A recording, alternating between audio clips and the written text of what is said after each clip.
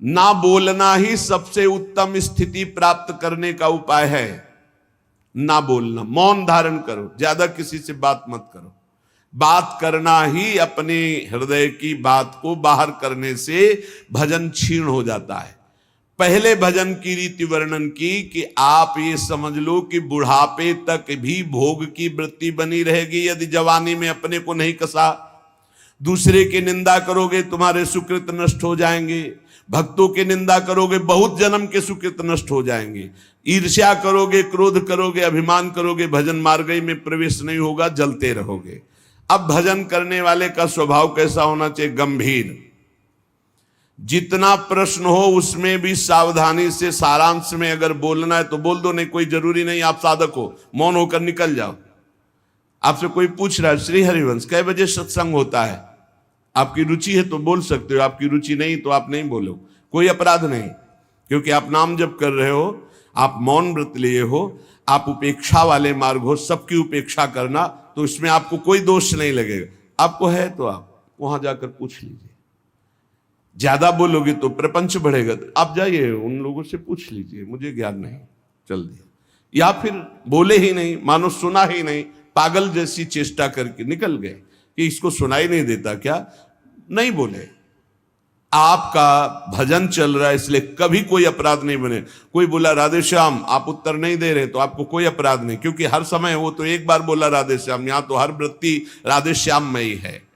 गंभीर स्वभाव, कोऊ था न पावई जहां नीर गंभीर। जैसे जहां अगाध जल होता है कोई था नहीं ले सकता, ऐसे ही साधक का अपना स्वभाव बनाना चाहिए। उच्च श्रृंखल स्वभाव नहीं बनाना चाहिए, बहुत बातचीत करने वाला स्वभाव नहीं, गंभीर, चुप, शांत। ऐसा संग करो जिसके पास बैठने से ही प्रिया प्रीतम की चर्चा होने लगी, बैठते ही प्रिया प्रीतम की चर्चा, बैठते ही सिद्धांत की चर्चा, प्रपंच की चर्चा नहीं, निंदा नहीं, इधर उधर की बात नहीं। अगर हृदय मंदिर में ठाकुर का प्रादुर्भाव नहीं हुआ तो जीवन निरर्थक रहा, चाहे जो कुछ कर लो, हमारी बात मान लो। लाखों मंदिर देखे हैं, लाखों मंदिर भ्रमण में, जहां आसपास कबूतरों की बैठक हो गई है, कोई बिरला ऐसे कभी गया तो गया नहीं, ऐसे करोड़ों के मंदिर बने। अगर तुम्हारे हृदय मंदिर में प्रभु का प्रादुर्भाव नहीं तो कुछ बात नहीं बनी। और हृदय मंदिर के पट खोलते हैं गुरुदेव, रसिक गुरुदेव। एक बार चतुरदास जी नाम के महापुरुष अपने गुरुदेव की सेवा में रहते। बड़े भाग्यशाली होते हैं जो गुरु की सेवा प्राप्त हो जाती है, बड़े भाग्यशाली होते हैं। रसिक गुरुदेव की सेवा, जैसे महापुरुषों की सेवा में जो रहते हैं उनको हम महापुरुष के समान ही मानते हैं। गुरुदेव के चरणों में बाद में प्रणाम करेंगे, मानसिक पहले गुरु चरणों की सेवा में रत रहने वालों को प्रणाम करते हैं। और जब नजदीक वो किसी सेवा निमित्त नजदीक आते हैं तो उनके भर नेत्र चरण देखते हैं और उनके चरणों में बार बार प्रणाम करते हैं। क्यों? क्योंकि हमारे गुरु चरणों की सेवा में ये है। इनके चरणों की वंदना से, गुरु वंदना से भी अधिक लाभ प्राप्त होता है। जो हरिवंश उपासक सेवे सदा सेवूं ताके चरण विचारी। जो हरिवंश को धर्म सिखावे सोई तो मेरे प्रभु ते प्रभु भारी। तो श्री चतुरदास जी अपने गुरुदेव की सेवा में रहते थे। बड़े अहोभाग्य है जिनको गुरुदेव के आज्ञा पालन करने का सौभाग्य मिलता है। उनके पुण्य की क्या महिमा, जिनको गुरुदेव आदेश करते आप ऐसा कीजिए। अहोभाग्य, अहोभाग्य जिन्हें गुरुदेव की आज्ञा मिल गई। इन्हीं का नाम खोजी जी पड़ा, चतुरदास जी का नाम खोजी जी पड़ा। ये गुरुदेव जी के सेवा में, अब जैसे गुरुदेव लघु शंका कर रहे हैं तो पानी लिए खड़े, गुरुदेव को हस्त प्रक्षाल, आचमन, आज्ञा कब क्या हो जाए तो जल की सेवा लिए खड़े थे। गुरुदेव जी लघु शंका में ही समीप बैठे। बड़ा भारी पीपल का वृक्ष दूर था तो वायु के द्वारा उसके फल और पत्ते बीज सब पड़े थे। लघु शंका किए, हंसने लगे और हंसते हंसते हाथ प्रक्षालन किया, आचमन किया। तो इतनी जोर की मस्त मुस्कुराहट और हंसी थी। श्री चतुरदास जी ने, जिनको खोजी जी बाद में कहा गया, आचमन करा रहे थे, कहा गुरुदेव कोई मधुर प्रसंग प्रभु का याद आया या कोई घटना घटी? आप बहुत मुस्कुरा रहे हैं, बहुत हंस रहे हैं, इस समय बाह्य प्रसंग तो कोई ऐसा है नहीं। कहा तू कैसा शिष्य है रे, सेवा में रहता हो, मेरी हंसी का कारण नहीं जान पाया? मैं क्यों हंसा इतना भी तुझे ज्ञान नहीं, और मेरी सेवा में रहता है?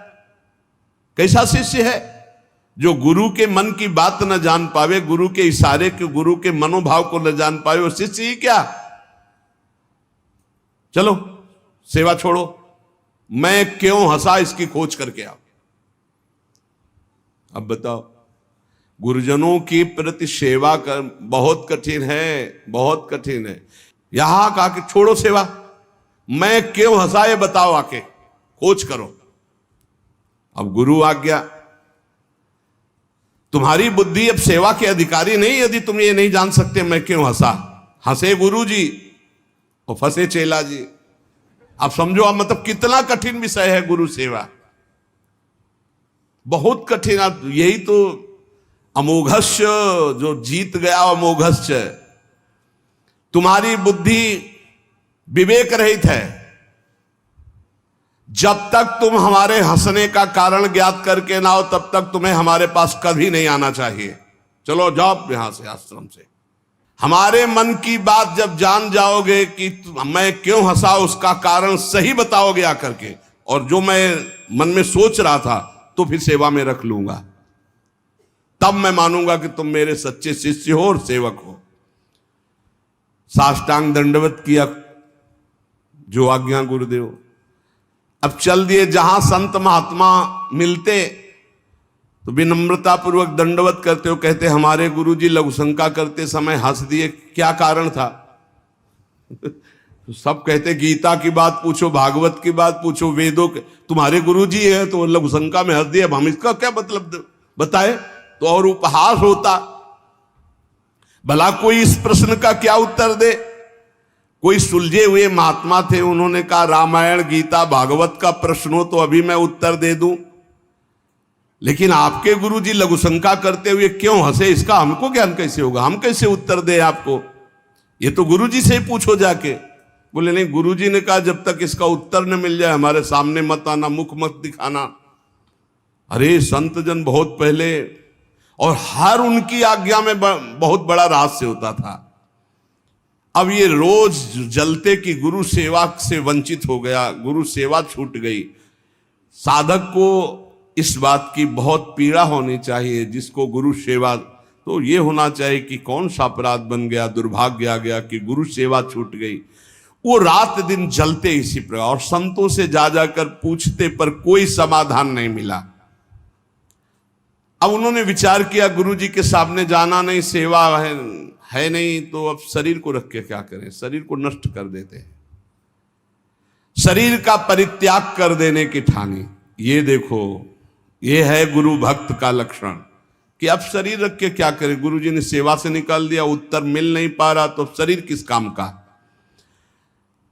अब वो एकांत में निर्जन वन में जाकर बैठ गए और नाम जप करने लगे, और सोचा बस भूख प्यास से पीड़ित होकर यही शरीर छोड़ दूंगा, कुछ खाना नहीं, कुछ पीना नहीं, रात दिन भगवान नाम जप करना, शरीर छोड़ दूंगा। गुरु की आज्ञा पे थे, जिज्ञासा प्रबल थी, सेवा छूट गई थी, पीड़ा बहुत थी। अभी कुछ ही दिन हुए थे, न अन्न न जल, रात दिन नाम जप और शरीर छोड़ने का संकल्प। महामहिम श्री कबीरदास जी प्रकट हुए, होगा ए भाई आंख खोलो। आंख खोला तो देखा कबीरदास जी, साष्टांग दंडवत किया। हाँ, क्या प्रश्न है तुम्हारा? क्यों इतना कष्ट सह रहे हो? इसका मतलब समझ रहे हो? जब कोई सच्ची भावना से भगवान का भजन करता है तो भगवान अपने दिव्य पार्षदों को भेज देते हैं समस्या का समाधान। सुनो, जब तुम्हारे गुरुजी लघुशंका कर रहे थे तो उनकी लघुशंका की ढाल में एक पीपल का बीज बह रहा था। बीज को बहते हुए लघुशंका में देखकर गुरुजी विचार करने लगे कि ओहो, देखो इस बीज में पीपल का पूरा वृक्ष छुपा हुआ है। लेकिन जब ये बीज पीपल में था तो कितना वंदनीय और कहां सुव्यवस्थित था, और जब ये पीपल से अलग हुआ तो लघुशंका में बह गया। इसका मतलब पीपल का वृक्ष साक्षात ब्रह्म है और उसका अंश जीव है। जीव जब अविद्या के कारण ब्रह्म से अलग हो जाता है तो मलमूत्र के द्वारों में बह जाता है आसक्ति होकर, और अगर वो ब्रह्म से जुड़ा रहे तो वो ब्रह्म में पूजनीय और ब्रह्ममय हो जाता है। ब्रह्मविद ब्रह्मयु भवति, कबीरदास जी ने व्याख्या करके बताई कि जब वो ब्रह्म से जुड़ा रहता है तो ब्रह्ममय रहता है, जब ब्रह्म से अलग हो जाता है तो मलमूत्र के शरीर में आसक्त होकर मलमूत्र के द्वारों के भोगने में पूरा जीवन नष्ट कर देता है। जीवात्मा जब प्रभु से विमुख हो जाता है तो उसकी यही दुर्गति होती। जैसे पीपल के वृक्ष से फल से वो बीज अलग हो गया तो लघुशंका के प्रवाह में बह गया, और नहीं तो इतना महान वृक्ष उसमें छिपा हुआ है कि अगर उसे सुव्यवस्थित किया जाए। जीवात्मा जब भगवान से विमुख हो जाता है तो भव प्रवाह में मलमूत्र के द्वारों में बहने लगता है। कैसे? गर्भाशय में गया तो मलमूत्र के द्वार जहां है वहीं गया, और मूत्र के द्वार से ही तो गया। जीवात्मा का सृजन कैसे हुआ? मूत्र द्वार से ही हुआ, और है कहां? गर्भाशय के आसपास मलाश्रय मूत्राश्रय। जीव जबते हरिते बिलगान्यो तबते देह गेह निज जान्यो, माया बस स्वरूप बिसरायो तेहि भ्रमते दारुण दुख पायो। जैसे बीज में वृक्ष तथा वृक्ष में बीज मूल रूप से विद्यमान है, उसी प्रकार से परमात्मा समस्त जगत में और जगत में परमात्मा विराजमान है। परमात्मा में सारा जगत और जगत में परमात्मा विराजमान है। पर जब जीव भगवान से विमुख हो जाता है तो ऐसे ही मलमूत्र के द्वारों में भटकता रहता है। अरे मेरे गुरुजी के हंसने का इतना गूढ़ रहस्य, खोजी जी का संशय मिट गया और गुरुदेव के पास आए, साष्टांग दंडवत किया। उनका उत्तर कहा, गुरुदेव महामहिम श्री कबीरदास जी ने ऐसा ऐसा ऐसा बताया। गुरुदेव पुनः मुस्कुराए और कहा, एक प्रश्न ने तुम्हें सिद्ध बना दिया, क्योंकि सिद्ध महापुरुष का दर्शन सिद्ध ही बना देता है। अब आज से तुम हमारे समान सिद्ध हो गए हो। अब तुम आज से हमारे मन की सारी बातें जान लोगे। शिष्य के मन की बात जान लेना तो हर सिद्ध पुरुष का, लेकिन अपने गुरु के मन की बात जान लेना ये बहुत बड़ी बात होती है। कुछ समय बाद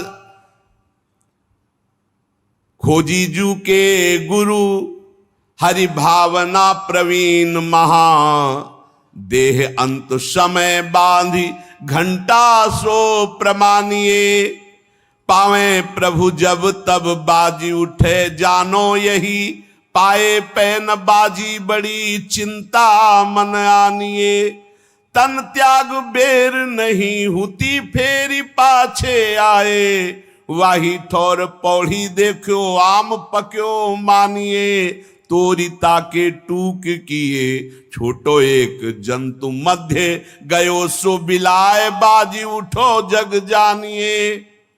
खोजी जी की बड़ी महिमा प्रकाशित हुई। गुरु भक्त थे। आज तक किसी को कहीं भी अगर विशेष कृपा प्राप्त हुई तो गुरुदेव के बल से। खोजी जी के गुरुदेव का जब अंतिम समय आया, भगवत चिंतन परायण रहते थे, उन्होंने एक घंटा बांध दिया और कहा, जब मेरा मोक्ष हो जाएगा तो घंटा बज जाएगा, जब मेरा भगवत मिलन हो जाएगा तो घंटा बज जाएगा। शिष्यों से कहा, घंटा स्वयं बजेगा जब मेरा शरीर छूटेगा और भगवत प्राप्ति होगी। परंतु आश्चर्य हुआ, गुरुजी का शरीर तो छूट गया पर घंटा नहीं बजा। सब जितने और शिष्य थे बहुत चिंता में हो गए कि क्या गुरुजी की गति नहीं हुई। गुरुजी कह रहे थे जब मेरा गति हो जाएगी, भगवत प्राप्ति हो जाएगी, शरीर छूटते ही तो घंटा बज जाएगा, लेकिन घंटा तो बजा नहीं। और गुरुजी के वचन परम सत्य, इसका मतलब गुरुजी को भगवत प्राप्ति नहीं हुई। भ्रमण में गए थे, कुछ समय बाद खोजी जी आए तो बड़ी समाज में उदासीनता थी शिष्यों में सब, और खोजी जी से कहा गुरुजी की सदगति नहीं हुई। क्यों? गुरुजी तो स्वयं ब्रह्म स्वरूप हैं। बोले उन्होंने घंटा स्थापित किया था कि जब शरीर छूटेगा भगवत प्राप्ति होगी तो घंटा बज जाएगा। तो घंटा तो बजा नहीं, तो गुरुजी के वचन असत्य नहीं हो सकते, मतलब गुरुजी का मोक्ष नहीं हुआ। खोजी जी कहाँ गुरुजी का शरीर छूटा था?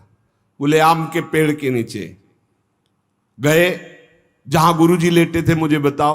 बोले यहां लेटे थे। लेट गए और सामने देखा तो एक पका हुआ आम था ऊपर। उनका इस आम को तोड़ो। आम को तोड़ा और जे भी उस आम को चीरा तो एक कीड़ा निकला, और बस वो कीड़ा अंतर ध्यान हुआ, सोई घंटा बज गया। कीड़ा अदृश्य हो गया और घंटा स्वयं बज गया। बहुत विचित्र बात है। भला इतने सिद्ध महापुरुष, क्या इनकी गति में अंतर आम ने डाल दिया? बोले हां। दो इसके भाव प्रकट किए। शिष्य की तो योग्यताई नीके मन आई अजू, गुरु की प्रबले पैने को घटी क्यों भई, सुनो या की बात मन बातवत गति कही, सही लय दिखाई और कथा तिरसिमयी। बोले इसके दो भेद हो गए। पहला, जिसके शिष्य इतने सिद्ध हैं उनकी गुरु की भला गति बिगड़ जाएगी, पर दिखाया। दो भाव इसमें प्रकट किए गए हैं। पहला दिखाया गया, चंचला ही मना कृष्णा प्रमाथि बलवद दृढ़म तस्याहम निग्रहम मन्ने वायुरिव सुदुष्करम। ये मन बड़ा चंचल है, प्रमथन स्वभाव वाला है, बड़ा बलवान है, इसको वश में करना मानो तूफान को रोकने के समान है। मन को बहुत संभालना कठिन है। कह रहे सुमेर पर्वत को कोई उखाड़ सकता है, 4 लाख योजन का है, पर मन को बस में नहीं कर सकता, इतना बलवान मन है। कोई बिजली को हाथ से पकड़ सकता है, पर मन को नहीं पकड़ा जा सकता। बहुत विचित्र चंचलता है इस मन की, इसको हल्के में ना ले। इतने सिद्ध महापुरुष, और जब उनका अंतिम समय तो पका हुआ आम देखा, पके हुए आम में मन चला गया। कहीं भी बल फंस सकता है। इतने सिद्ध महापुरुष आम में तो घंटा नहीं बजा। ये पहला जन साधारण के लिए। और असाधारण बात थी कि आम में तो मन गया, पर वैष्णव का मन स्वयं भोक्ता होता नहीं। वो तो कोई भी अच्छी चीज देखे तो भगवान में, तो तत्काल भगवान का ध्यान किया कि अब असमर्थ हूं, शरीर छूटने वाला है। ये आम बहुत बगीचे का हमारे सुंदर था, हम सोचते आपको भोग लगा देते। इसी सोच में प्राण निकल गए। तो भगवान ने अंतिम इच्छा पूर्ति करने के लिए कीट रूप धारण करके आम पाने आ गए। तो भगवान से मिलन हुआ नहीं। जब आम को छेदन किया और वो भगवान अंतर ध्यान हुए, तब जाके खोजी जी से मिले तो घंटा बज गया। इसका आंतरिक रहस्य बताया। तो यहां ये बताया गया कि मन बड़ा चंचल है। भगवत प्राप्ति करने वाले उपासक को कहीं भी अपने मन की वृत्ति ना अटक जाए, इसमें अंतिम तक सावधान रखना है। अंतिम तक कभी भी फंस सकती है। और दूसरी बात है, जिसका स्वभाव बन गया है हर वस्तु हर व्यक्ति में भगवान का दर्शन, भगवान को समर्पण, तो उसकी दुर्गति नहीं हो सकती। तीसरी बात, जो गुरुदेव के शरण में रहकर गुरुदेव की आज्ञा अनुसार चलते हैं, आपको सच्ची बतावें, गुरु अपने से भी ऊपर महिमाशाली उसे बना देता है। इस प्रसंग से समझिए कि अगर खोजी जी को गुरुदेव ने आज्ञा दी तो सिद्धों के परम सिद्ध बना दिया अपने शिष्य को। ऐसे विकल प्रेमी महापुरुष को समस्त देवता ब्रह्मादि नमस्कार करते, पूरे भुवन में यश फैल जाता है और वो यश सबका मंगल करने वाला होता है। एक पुण्य बल से यश फैलता है और एक भजन बल से यश फैलता है। जो भजन बल से फैलता है वो सबका मंगल करता है, जो पुण्य बल से वो वाह वाह होती, बस केवल वाह वाह। और जब भजन बल का यश फैलता है तो आह निकलती कि मैं कैसे ऐसा प्रेमी बनूं, मैं कैसे सब दोषों से रहित होकर भगवान का भजन करूं। इतना अंतर है, यश दोनों का फैलेगा। एक पुण्यात्मा का तो वाह वाह होगा, कितना सुंदर विमान, कितना सुंदर वैभव, कितना सुंदर ये। लेकिन जब किसी प्रेमी महाभागवत का यश फैलेगा तो उसके हृदय में जलन होगी, मैं कैसे इन सब दोषों को दूर करके कैसे मैं भजन करूं, कैसे भगवत प्राप्ति करूं, तो आह निकलेगी। प्रेमी का यश आह निकलवाएगा और पुण्यात्मा का यश वाह निकल। क्या बात है, वाह। ऐसा बिल्कुल अपने हृदय को कोरा बनाना है और उसमें जो गुरुदेव रंग रंग रहे बस उतना ही रंगना है। बहुत बढ़िया रंग जाओगे प्यारी जू प्यारे जू की उसमें, नहीं तो फिर होली तो प्यारी जू से ही केवल खेलनी और रंग न पड़ने पावे। जो हमारा चित्त अपनापन से श्री जी के चरणों में, तो बोले जुगल प्रेम रस मगन जे तेई अपने जान, सब विधि अंतर खोल के तिनहि सो रुचि मान। जो प्रिया प्रीतम के प्रेम में भाव से डूबे हुए महापुरुष हैं, उनसे कभी हानि नहीं होने वाली, नहीं भाव में बड़ी हानि। जिनकी चरण रज की प्राप्ति के लिए बड़े बड़े साधन भी समर्थ नहीं है, उनकी जब हम चर्चा, यहां संसार में क्या समझा जाता है। श्री प्यारी जू और प्यारे जू की महिमा से बिल्कुल अनभिज्ञ जन है, तो पहले इनको जो सिद्धांत है प्रथम सुने। भागवत भक्त मुख भगवत बानी, गीता भागवत योग वासिष्ठ, इनके सिद्धांतों से परिपक्व करके साधना की भूमि में लाके फिर धीरे धीरे थोड़ा थोड़ा प्रेम का छीटा। और एक आश्चर्यमयी बात देखना, हम सुनाएंगे तुम्हें गीता भागवत और सिद्धांत, और जब आप हमारी तरफ झुकोगे तो आपकी ठसक बोलेगी हमारे माई श्यामा झुको राज। बच्चा बच्चा बोलेगा। और हमें अपनी उपासना किसी को बैठ के समझानी नहीं है, तुम्हारे हृदय में ट्रांसफर हो जाएगी। वही हर एक कौन से साधक में या उपासना में मिलावट है, आप बताओ। किसी भी बच्चे की उपासना में मिलावट नहीं होगी। ये साधक और संतों की तो बात जाने दो। क्यों? जहां वो दृष्टि मिलाएगा, जहां अपनापन करेगा कि मेरे महाराज जी, वही मेरी महारानी है, पलट कर वो उसके हृदय में आ जाएगा, पलट कर आ जाएगा। ये समझाने का विषय नहीं, ये अपने आप पलट के आ जाएगा। अनन्यता जो यहां है वही तुम्हारे हृदय में ठसक बैठ जाएगी, कुछ अच्छा ही नहीं लगेगा। देख लेना, हम चाहे जितना योग वासिष्ठ सुनावे तुम्हें, चाहे वेदांत सुनावे, परिणाम तुम्हारे अंदर यही आएगा। राहो को काहू मने दिए मेरे प्राणनाथ श्री श्यामा, शपथ करो तृण छिए, यही आएगा। देख लेना। क्यों? क्योंकि गुरु ने यही दिया है। जो ये विराजमान महापुरुषन ने सब रस गायो देखनो, ये है कि उनको हियो कहा ठहरानो, ताको गहनो, वही आ जाएगा आपके हृदय में। इही रस परस्यो नाही जिनी, तू जिन पर से ताही, तासो ना तो नाही कछु, ये रस रुचे न जाही। जिसको श्यामाजू से परिचय नहीं, श्यामा श्याम से परिचय नहीं, उसको कभी भी छूना नहीं। वैसे साधक उपासक चाहे गृहस्थ चाहे विरक्त हो, अपनी तरफ से किसी को छूने की आदत ना रखे। छू के बात करना या ऐसे कि अपनी तरफ से ना करे, कोई टच हो जाए वो बात अलग है, कोई ऐसे छू ले उसे नहीं छूना। अपनी तरफ से किसी को स्पर्श न करे, सहसा किसी को हृदय से ना लगावे, हृदय से उसी को लगावे जो प्रिया प्रीतम के अनुराग रंग में भरा हो। हमने देखा है पूज्य महापुरुषों को, एक आए थे, उन्होंने ऐसे किया, वो 2 कदम पीछे हट गए, फिर आगे वो बढ़े ऐसे, फिर पीछे हट गए। पूछा ऐसा क्यों किया, आप गले क्यों नहीं लग रहे? तो उत्तर जानते हो क्या था? हम इसके योग्य नहीं। ऐसी चतुराई से, ऐसी प्रवीणता से मारा कि उनको क्षोभ भी नहीं हुआ और आप अपने को बचा लिया। बोले हम इसके योग्य नहीं। कहां आप? और बोले नहीं, बोले नहीं, पीछे हटते चले गए। गजब का मतलब यही तो है 64 कला प्रवीण तदपि भोरी।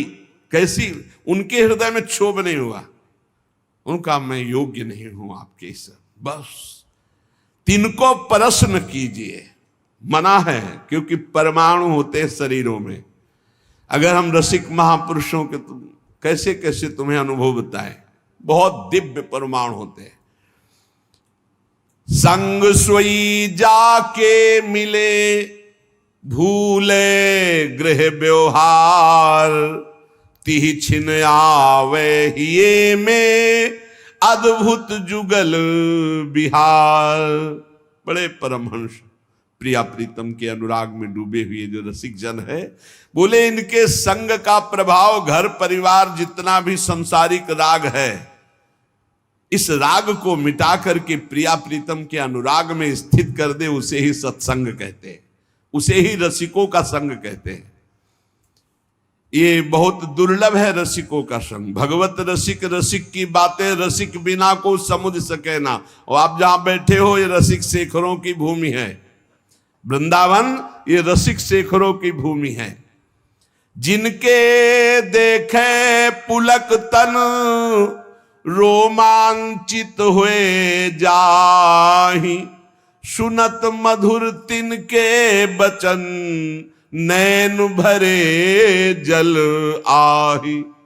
धन्य है जो ऐसे रसिक मिल जाए, जिनके दर्शन मात्र से हृदय शीतल होने लगे, जिनके दर्शन मात्र से प्रपंच की अग्नि शांत होने लगे, हृदय शीतल होने लगे, और जिनके वचन सुनने पर आंसू आ जाए। बोले ऐसे रसिकों का संग, बड़ी कृपा होती है लाडली लाल की, तब रसिक संग मिलता है। भूमि में, आकाश में, अर्थात समस्त लोकों में ऐसे महापुरुष का बंधन होता है। ब्रह्मादि बड़े बड़े देवता ईश्वर कोटि के जब ऐसे प्रेमी को देखते हैं तो नमन करते हैं कि धन्य है इसका जीवन। भवेदिया कुत्रापि प्रथियति स एका छित यशा। आकाश में, पृथ्वी में सर्वत्र उसका यश फैल जाता है। ये परम पावन यश सबको निष्पाप करके भगवत भक्ति प्रदान करने की सामर्थ्य रखता है। मम भक्ति युक्तो भुवनम पुनातु, लोक के लोक पावन कर देता है।